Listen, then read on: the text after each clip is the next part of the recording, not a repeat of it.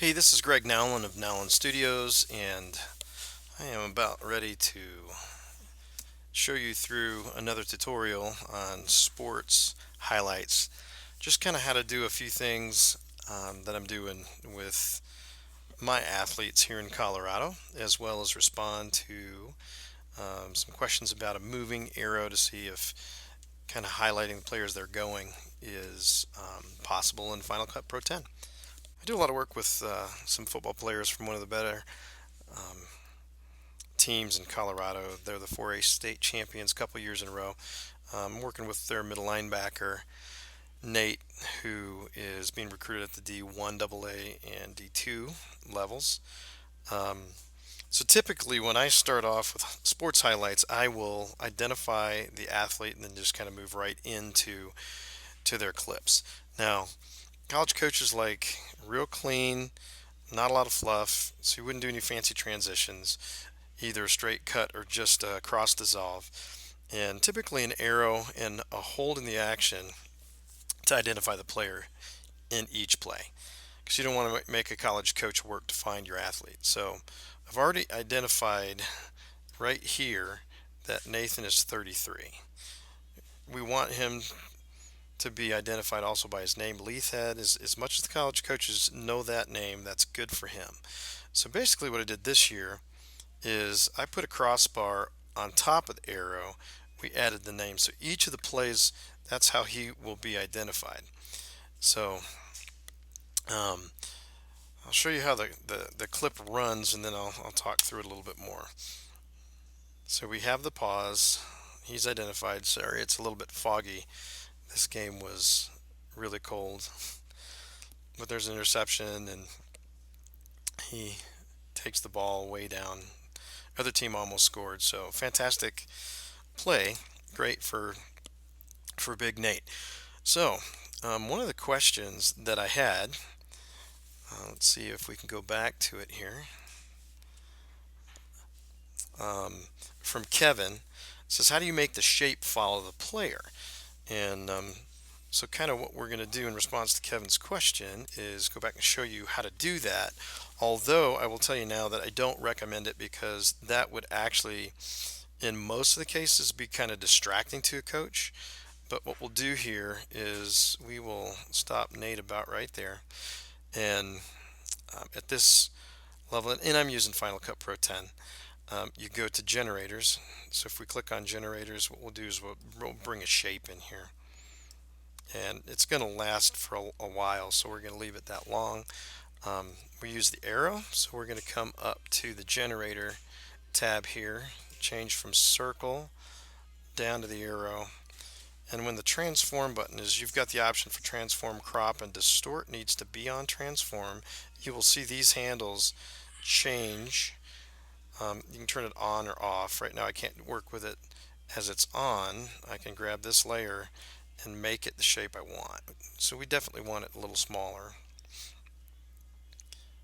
And we'll make it about like that. We'll spin it around so we can plop it on top of his head. And I'm not sure if I can remember where he was. I think he might be here. Well, let's go back to, there we go. There's Big Nate right there. Our team happens to be blue and green, so I like to change the color to make the arrow kind of make more sense for this team. And so that's good. Now, so the question was, how can we make the arrow follow the player? So it's just right in the middle of the screen. It's static, but the player's moving around, the camera's moving around. So what we'd have to do is add keyframes. From this point, it's kind of doing fine right there, but I'm going to add a keyframe. And to do that, we have to come back to the video and get into the transform. If the transform portion of the video drop down is not showing all the things you can do, you have to click on show. And in the position right here, this right here is to add a keyframe. So I'm going to click on it. Now, as we move this, we can simply drag this along, and it should drag an arrow. Now we're going to get ahead of ourselves a little bit if we're not careful. So we want to keep it with Nate, so I'm going to move it a little bit more, pull it over a little bit. Every time I'm doing this, as you see the red arrow go, it's moving and adding keyframes. Probably need to move it up a little bit higher, but it's making a record of where this needs to be. So it's going to be moving this along the timeline. But you can see kind of how imprecise this can be and not necessarily real smooth and fluid. And then there's a big movement. So anyway, that's kind of how you add a keyframe.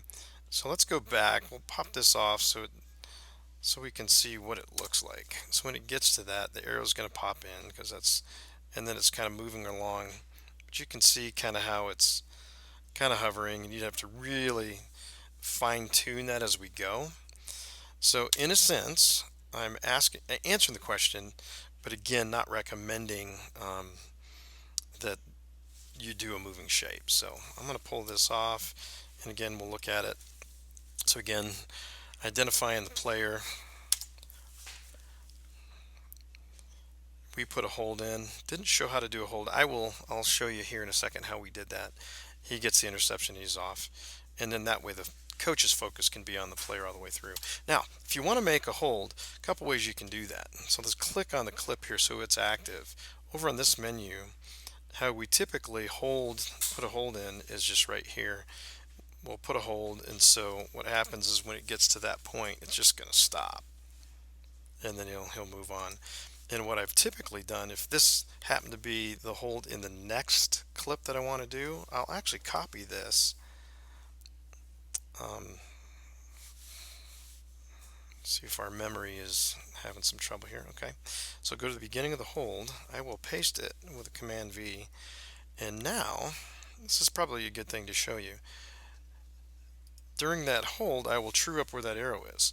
So to do that, if you click here and make sure that the transform button is on, it will highlight that part of the arrow. So I'm going to move it right over Nate's head, click back on this one, move that over, double click on this guy, and for some reason it moves over. You just got to simply click it back, and you've got the next identifier. So if you can imagine that this is one clip, here's the start of the next clip, that's how you would do it. So if you wanted to remind somebody that, hey, this is Big Nate on a huge play, there he is, and away you go. So that's basically kind of a quick update for 2015, how I am doing sports highlights. It's a great thing to be able to highlight your athletes. Give you another real quick example of how that works. So again, identifying the player.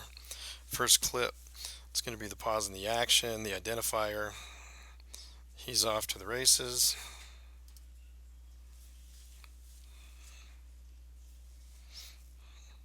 Nothing distracting, because obviously my menu is not going to be on the film. And then a quick cross dissolve to the next play. Nice play there, and then we'll just stop. There's probably about 12 on this particular one, but again, stop, and it goes on from there.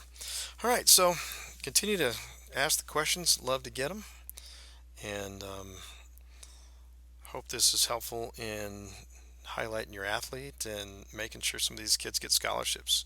Fantastic. If you want to get a hold of me, you can look down in the information below, and we'd be happy to help.